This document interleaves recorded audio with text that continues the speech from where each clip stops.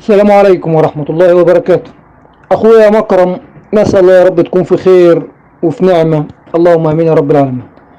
تحياتي ليك طبعا وكل الإخوان في فلسطين وكل الإخوان في الوطن العربي. الله يبارك في عمرك. فيما يخص السؤال بتاعك، قلت بخصوص رفع العاسلات أو الطابق الثاني، هل هو مرهون بالتاريخ، بتاريخ معين يعني أول شهر اتنين، نص شهر اتنين، ولا بعوامل أخرى؟ بتقول طبعا انت اول سنة بتربي تربية نحل وما رفعتش عاسلات او طوابق تاني، طابق تاني او طابق تالت ولا مرة. طيب الله يبارك في عمرك اخويا مكرم، سواء انت او اللي بيستمع لينا. فيما يخص طبعا موضوع رفع الطابق التاني، او إن بعض الاخوان بيسموها الادوار، دور تاني دور تالت، تمام، ده في الدرجة الاولى، بعيدا عن موضوع التواريخ او متى يتم رفع الطوابق، لان تختلف من بلد لبلد، تمام. سواء انت عندك في فلسطين تختلف عن الجزائر، عن مصر، عن الخليج، كل بلد تختلف حسب النشاط. العوامل اللي هي بتكون مفروض متوفرة علشان النحال يرفع الخلايا طابق تاني وطابق تالت، تمام، من اهم العوامل ان يكون عندك في النحل نشاط، ده شيء اساسي، تمام. اعتدال درجات الحرارة، ده شيء اساسي برضو، تمام. لان الله يبارك في عمرك لما بتيجي ترفع طابق تاني، تمام، انت بترفع الحضنة في الطابق التاني، ترفع مثلا اطار او اطارين، يعني برواز او بروازين من الحضنة المغلقة في الطابق التاني، وبتعوض مكان اطارات الحضنة ديت او براويز الحضنة اللي انت رفعتها في الطابق التاني، بتعوض مكانها ببراويز شمع اساس او شمع منطوط حسب اللي متوفر عندك بتعمله. طيب الله يبارك في عمرك. طبعا زي ما قلت لك اهم الشروط اللي لازم تكون متوفره عندك نشاط في النحل. عندك النحل بيقوم بعمليه مط الاساسات الشمعيه، تمام. انطلاقه النحل بكميات كبيره بيجيبها من الخارج في حبوب اللقاح، ده شيء اساسي. الملكات بتكون بتعمل ما شاء الله بقوه كبيره، تمام. عامه بيكون دايما الاوقات المفضله ان النحال يرفع فيها الطوابق دايما وقت الربيع، لان دايما بيكون في وقت نشاط. وتاني شيء بيستعد طبعا في الربيع ان هو يرفع طابق تاني طابق تالت، علشان لما يجي له المواسم، مواسم العسل، يقدر يستفيد من الطوابق دي باكبر كميه من العسل، تمام. طبعا الله يبارك في عمرك، لو جيت على سبيل المثال اقول لك الطريقه ازاي اللي هتقوم بترفع بيها الطوابق او ترفع بيها الدور الثاني او الدور الثالث، الطريقه ازاي، تمام. الله يبارك في عمرك، انا قلت لك طبعا العوامل اللي لازم تتوفر، تمام، عشان نكون متفقين عليها. الاجواء تعتدل، حبوب لقاح بكميات ممتازه، تمام. الله يبارك فيك، كثافه نحليه اكيد في الخليه، النحل يقوم بعمليه مط الاساس الشمعي، يعني تقدر تقول الظروف اللي تكون مهيئه لعمليه التقسيم او التفريغ الاصطناعي لازم تكون متوفره نفس الشيء في عمليه رفع الطابق الثاني او الطابق الثالث اللي هي العاسلات، تمام. طيب هتقوم ازاي، بالطريقه ازاي او الطريقه اللي تقوم بيها ترفع بيها الطوابق ازاي؟ اول شيء يا اخويا مكرم الله يبارك فيك، الخليه بتاعتك السعه بتاعتها، اتمنى تركز معايا في الكلام سواء انت او اللي بستمع ليه. السعه بتاعت الخليه بتاعتك ما تخليش الخليه، انا بتكلم على طابق التربيه اللي هو الطابق الاول، تمام، ما تخليش الخليه تمتلئ بكل الاطارات وبعد كده تفكر انك انت ترفع طابق تاني، لا ده غلط، لانك انت هتوقع نفسك كده في مشكله وهي التطريد. هتوقع مشكله في نفسك كده اللي هي التطريد، ان النحل هيطرد، تمام. لازما قبل ما الخليه تمتلئ ببرواز واحد، قبل ما الخليه تمتلئ ببرواز تجهز الطابق الثاني عشان ترفع طابق ثاني او ترفع عسله، ده شرط اساسي، تمام. يعني خلينا نقول لو انت عندك خليه السعه بتاعتها، سعه الصندوق، تمام، 10 براويز، اصبح انك انت تجهز نفسك اول ما يكون الخليه عندك على 9 اطارات او 9 براويز، تكون مجهز خليه طابق تاني علشان ترفع الطابق التاني. لو انت عندك الخليه بتاعتك السعه بتاعتها 8 براويز، اصبح تيجي عند اول ما توصل السبعه تقوم كذلك جايب خليه طابق تاني، تمام. انا بتكلم على السعه اللي هي حجم الصندوق بيشيل كام برواز، عشان بس يكون الكلام واضح. تمام. بيشيل 10 اجي عند التسعة وارفع، بيشيل 8 اجي عند السبعة، 7 براويز وارفع طابق تاني. ان واحد يقول لك انا هخلي صندوق التربية اللي هو الطابق الاولاني يمتلئ لحد اخر البراويز، او ما يكونش فيه مساحة خالص في الطابق الاولاني وارفع، اقول له كده خطأ.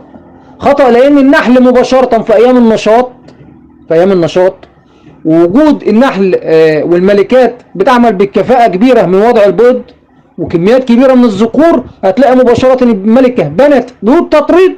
تمام. وتبص تلاقي نفسك الخلايا اتطرد، وانت تيجي بعد كده تقول هرفع طابق تاني. اقول لك كون على ثقة، لما ترفع طابق تاني تمام والنحل خد قرار ان هو هيطرد، ربما يكون صعب ان هو يتراجع عن موضوع التطريد، وانت اللي عملت كده. عشان بس يكون الصورة واضحة ليك سواء انت او اللي بيستمع لينا.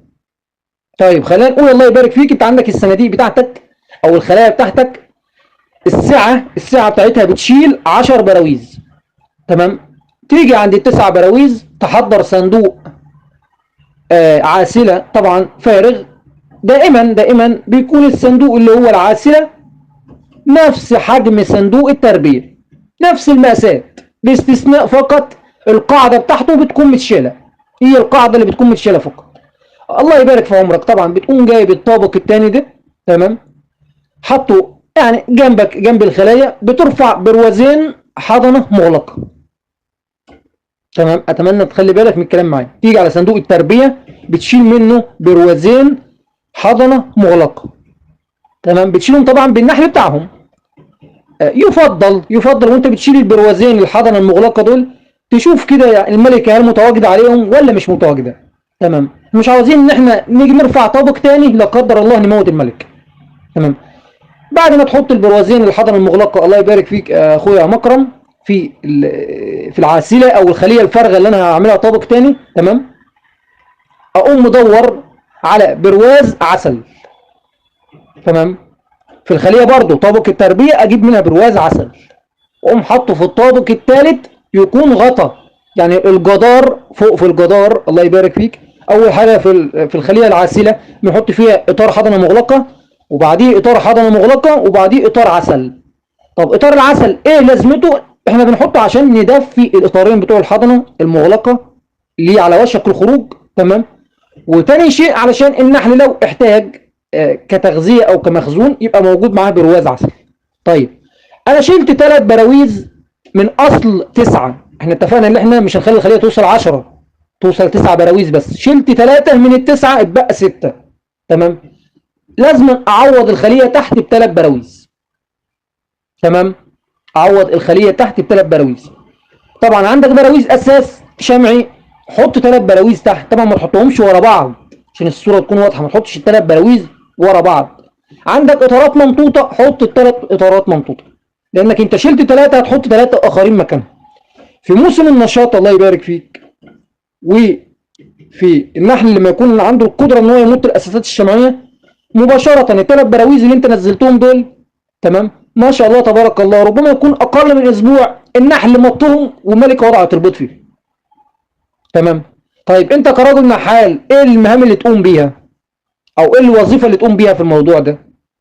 النحل لو بيجيب كميات كبيرة من حبوب اللقاح من المرعى، لازم ان انا اقف معاه. لو ما فيش رحيق النحل بيجيبه، لازم انا اقف مع النحل بتقديم تغذية علشان اسهل او اسرع من وتيرة مط الاساسات اللي انا نزلتها في طابق التربية. تمام.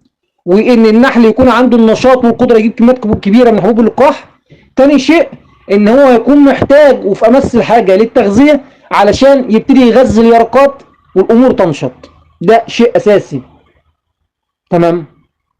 طب هيجي واحد يسأل سؤال يقول لك احط ما بين الطابق الثاني اللي هو العاسلة اللي انا رفعته والطابق الاول حاجز ملكي ولا ما احطش؟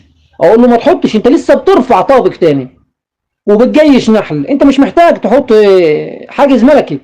تمام. انت ما تحطش حاجز ملكي نهائي الا في حالة انك انت داخل مواسم عسل او موسم الفيض. غير كده انت بتسيب الطابق الثاني متصل على الطابق الاول. تمام. حتى يكون الصورة واضحة. طب واحد هيسأل سؤال مواصفات خلية التربية اللي انا المفروض ارفعها طابق تاني يكون شكلها ايه؟ ده سؤال مهم جدا. ما يجيش واحد برضو يرفع اي خلية مكونة من 9 او 8 براويز يرفعها طابق تاني، مش اي خلية، ليها مواصفات معينة عشان تنجح معاك. ايه هي مواصفاتها؟ من اهم مواصفات الخلية اللي انت هترفع الخلية دي كراجل نحال طابق تاني، من اهم مواصفاتها ان تكون ملكة نشيطة، ملكة نقدر نقول قوية ما شاء الله. لان الملكة ديت لو ضعيفة الطابق التاني اللي انت هتكون رفعته صدقا هيكون طابق فاشل وهتسبب مشاكل لنفسك. لازم أن يكون ملكة قوية بالنسبة لك ما شاء الله، بتنزل لها براويز بتملاها بالبيض في وقت النشاط. تاني حاجة يا اخويا مكرم، الحضنة اللي داخل الخلية على الاقل يكون موجود 5 كوادر او 5 براويز حضنة او 6، ما يقلش عن كده. تمام. لان لما نتكلم ان خلية مكونة من 9 براويز فيها 5 او 6 حضنة، ده امر يكون ممتاز او امر مناسب في اوقات النشاط. ما يجيش واحد يقول لي انا على الخلية بتاعتي مكونة من 9 براويز فيها 3 حضنة بس. تمام. ده هيكون الامر صعب. لازم يكون عندك حضنة مغلقة او حتى على الاقل يرقات وبيض ما بين زي ما انا بقول لك ال5 او ال6، وكل ما يكون زايد يعني اكتر من كده يكون افضل. لان الاجيال ديت هي اللي هتكون عندك شيء اساسي او من الامور الاساسيه. تمام. في عمليه التطور او ان الخليه تتقدم معاك بسرعه، اللي هي طابق التربيه والطابق الثاني. تمام. طبعا الله يبارك فيك لما نيجي نعملها حسبه مختصره بسيطه. تمام. المفروض يكون انا خليه في اوقات النشاط فيها كام من العسل ومن خبز النحل. تمام. انا مش محتاج براويز عسل وخبز النحل في موسم النشاط. تمام. اكتر من 3 براويز او 4 براويز. لو قلنا ان في برواز جنب الجدار رقم 1 عسل وبرواز اخر واحد عسل في طابق التربية، كده بنتكلم في بروازين مع برواز خبز نحل او بروازين، خلينا نقول بروازين من خبز النحل. تمام. بنتكلم اللي هي حبوب اللقاح، يعني بنتكلم في 4 براويز. اصبح يكون انا المفروض عندي في حدود ال5 او ال6 حضنة، سواء حضنة مغلقة او حضنة مفتوحة اللي هي اليرقات. تمام. ان واحد يقول لي عندي بروازين 3 وهرفع طابق تاني، انا ما انصحوش. لان الاجيال اللي هتخرج ديت او النحل الصغير اللي هيخرج ده هو اللي هيجعل الخليه تتقدم وتتطور معاه بسرعه. تمام. فده يكون شرط اساسي. لو جينا نبص للشرط الاساسي اللي هو بتاع الحضنه ده مرتبط ارتباط كامل زي ما احنا قلنا بالملكه اللي احنا اتكلمنا عليها اللي هي ملكه قويه، مرتبط بشكل اساسي مع اعتدال درجات الحراره. تمام. اعتدال درجات الحراره هي والنشاط من الاشرط الاساسيه او المبدا الاساسي، لازم ما حدش يغفل عنه. اعتدال الاجواء او درجات الحراره، تمام، هتكلم بس عليها دقيقتين او دقيقه. تمام. ان هي من الامور الاساسيه لسبب واحد، ان الله يبارك في الجميع، انا دلوقتي لما هاجي ادي التوسعه علشان ارفع طابق تاني، تمام، لو الاجواء 19 درجه او 18 درجه، تمام، الطابق الثاني او العسيله هيكون معرض للخطر، بالاخص الحضنه دي ربما لا قدر الله النحل يترك الحضنه المغلقه وينزل طابق التربيه ويتركها لوحديها، وبالتالي تموت الحضنه او يحدث مشاكل. فانا قبل ما ارفع طابق العسيله او الدور الثاني لابد ان يكون درجات الحراره 24 درجه 25 درجه، وهتستقر على كده، بل ان هي ترتفع توصل 26 27 فيما بعد وما تنزلش، حتى يكون الصوره واضحه. لان اللي احنا بنلاحظه دائما مع ان الاجواء تكون بارده واجواء منخفضه، النحل بيترك الطابق الثاني وبينزل لطابق التربيه. فلو في الطابق الثاني في حضنه سواء مفتوحه او مغلقه او حتى بيض، كل ده هيكون مصيره الهلاك بعد نزول النحل للطابق الاول اللي هو التربيه. فقبل ما اي حد يفكر زي ما احنا قلنا يكون الاجواء معتدله، تمام، حتى يكون الصوره واضحه. تمام. طبعا الله يبارك فيكم، بعد ما انا هقوم زي ما انا قلت بالعمليه ديت لابد يكون الشرطين دول متوفرين عندي، اللي هم الملكه وكميه الحضنه، ورفعت زي ما احنا قلنا الطابق الثاني. تمام. كميات حبوب اللقاح احنا متفقين عليها ان هي في المرعى كميات حبوب لقاح ممتازه والنحل بيجيبها. تمام. في الغالب هيكون كميه الرحيق قليله اللي في المرعى، لازم ان انا اقدم يد العون للخليه دي بتقديم التغذيه. تمام. علشان اقدر اخلي الملكه تضع اكبر وتيره من البيض. تمام. والبيض دوت لما يكون يرقات بالتالي يلاقي التغذيه اللي تضاهيه او التغذيه اللي تقوم مع عمليه دعم لليرقات دي بحيث ان يتم تغذيتها ويطلع لي اجيال جديده، دي انا محتاجها ضروري. تمام. في نقطه لابد الاشاره ليها، لما جيت اتكلمت ان الخليه تكون 9 اطارات او 9 كوادر عشان ارفعها طابق تاني، فانا بتكلم ان 9 براويز مضغوط بالنحل، مش 9 براويز فقط بدون نحل، لا، لازم يكون في كثافه نحليه مغطيه ال9 براويز دول، لان الكثافه النحليه لابد شرط اساسي معايا عشان لما ارفع طابق تاني يكون عنده القدره النحل ده انه يمد اساسات شمعيه، عنده القدره النحل دوت ان هو يخرج للسروح وجلب كميات حبوب لقاح. تمام. ده شيء اساسي. كل ما يكون الشروط اللي انا بتكلم فيها دي تم تنفيذها بطريقه صحيحه. تمام. فانا ان شاء الله خليه الطابق الثاني ديت او العاسله هتتقدم معايا بسرعه. تمام. طيب، هيجي دلوقتي واحد بيسال سؤال يقول لك انا خلاص عملت اللي انا تكلمت فيه ده ورفعت العاسله وحطيت اطارين او 3 من الاساسات الشمعيه او من البراويز الممطوطه المنفوخه في طابق التربيه والملكه اشتغلت فيها ووضعت البيض. ايه اللي انا اقوم بيه بعد كده؟ لما اجي اضيف اطارات او براويز بعد كده اضيفها فين؟ اضيفها في العاسله او في الطابق الثاني ولا اضيفها في طابق التربيه؟ لما اجي ابتدي بعد كده اعمل، يعني خلاص النحل دلوقتي ابتدى يشتغل والبراويز اللي انا نزلتها في اول مره بعد ما رفعت العاسله في طابق التربيه النحل اشتغل عليها ووضعت فيها الملكه بيض. لما اجي ابتدي ازود براويز تاني ازود في التربيه في الطابق الاول، لازم ازود في الطابق الاول كده. الله يبارك في الجميع. لابد ان انا هقوم كل 6 ايام او 5 ايام بفحص الخليه، فحص الخليه اللي هو الطابق الاول اللي هو التربيه.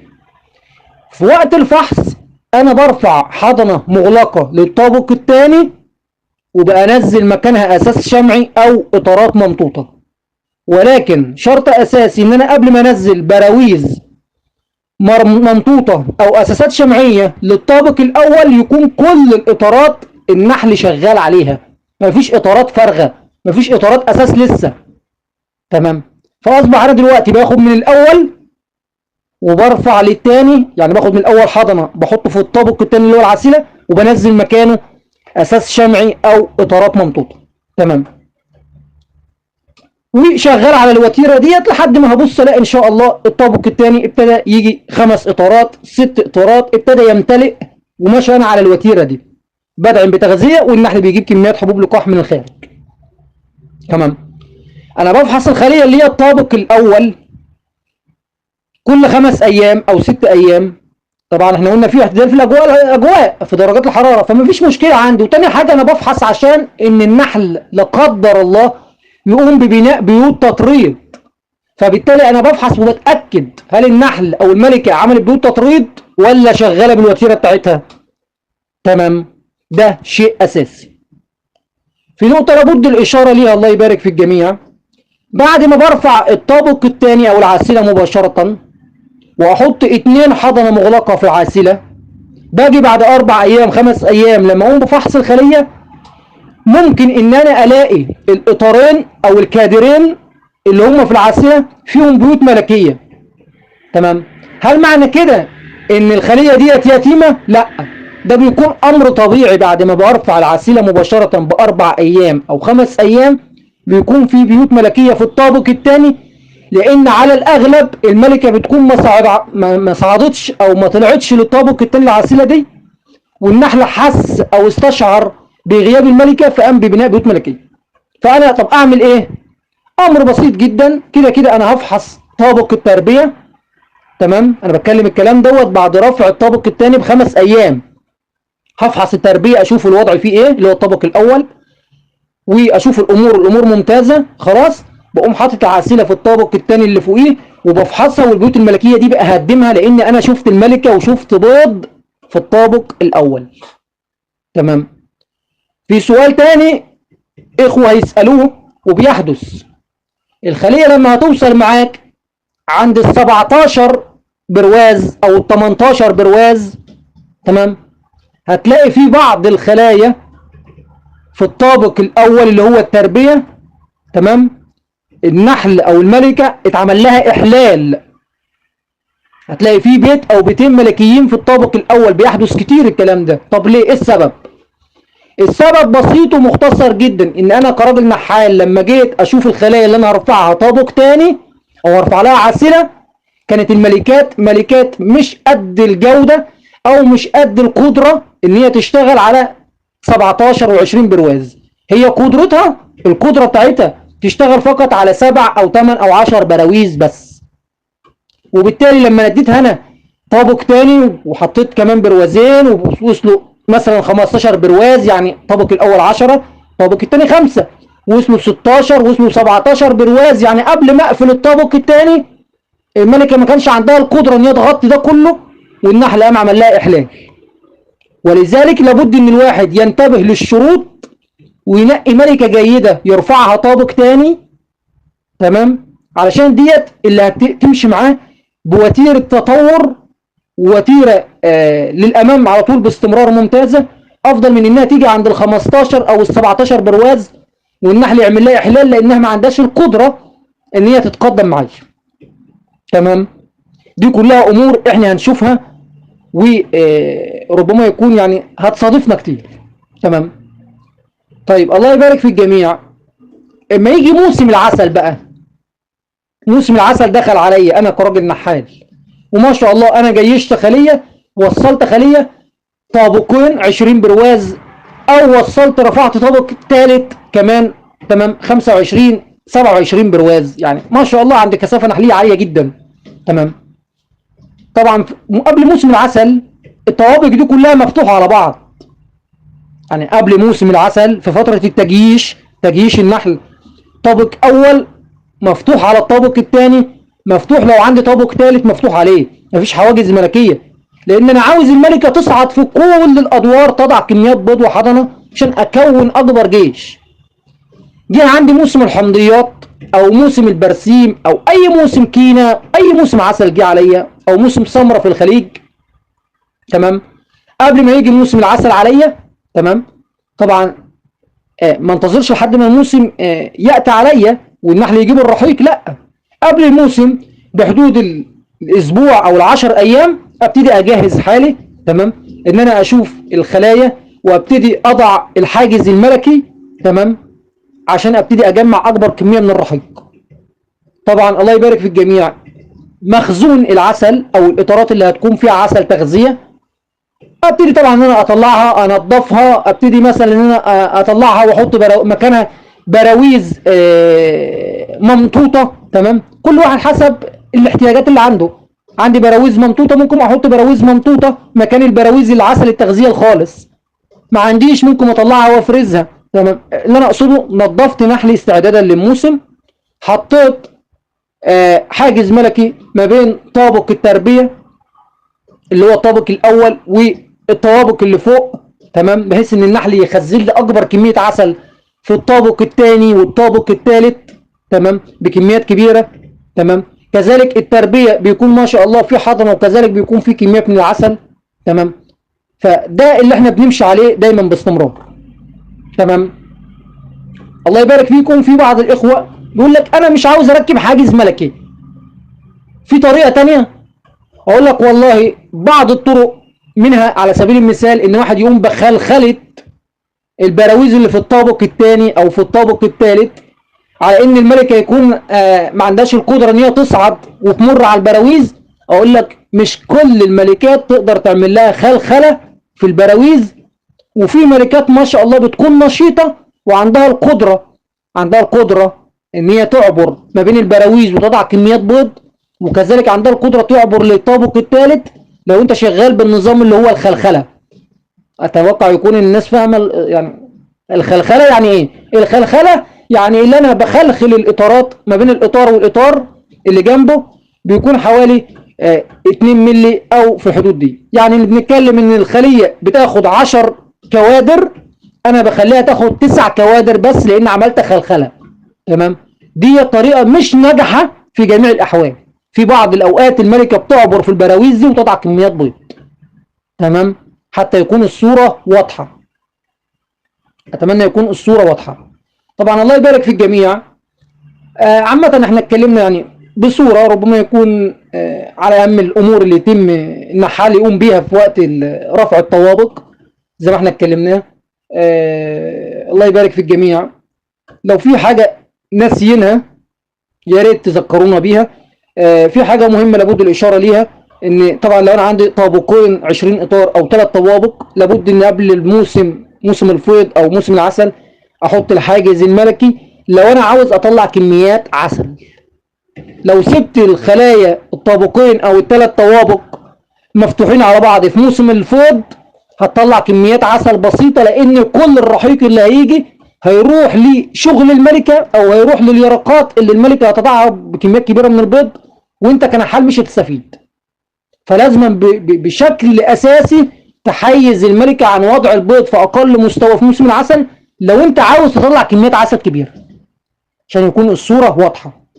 تمام.